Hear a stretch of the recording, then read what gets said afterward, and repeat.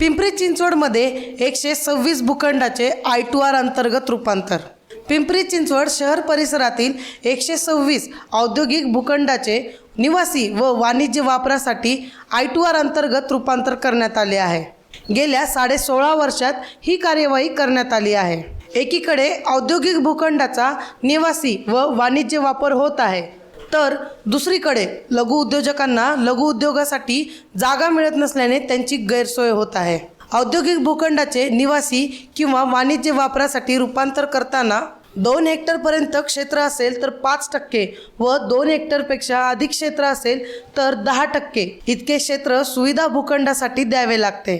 याबाबतची माहिती पिंपरी चिंचवड महापालिका प्रशासनाकडून देण्यात आली आहे। त्यानुसार महापालिकेला सप्टेंबर 2007 पासून सोमवार दिनांक 29 अखेरपर्यंत 126 भूखंडाचे निवासी किंवा वाणिज्य वापरासाठी रूपांतर करण्यासाठी काही ठिकाणी सुविधा भूखंड देण्यात आले आहेत, तर काही ठिकाणी अजूनही ताबा येणे बाकी आहे।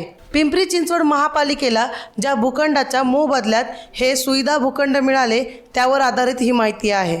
तथापि I2R मध्ये यापेक्षा अधिक भूखंडाचे रूपांतर झाले असल्याची शक्यता आहे। I2R मध्ये ज्या औद्योगिक भूखंडाचे प्रयोजन बदलले आहे त्यांचा ठराविक कालमर्यादेत वापर होणे अपेक्षित आहे।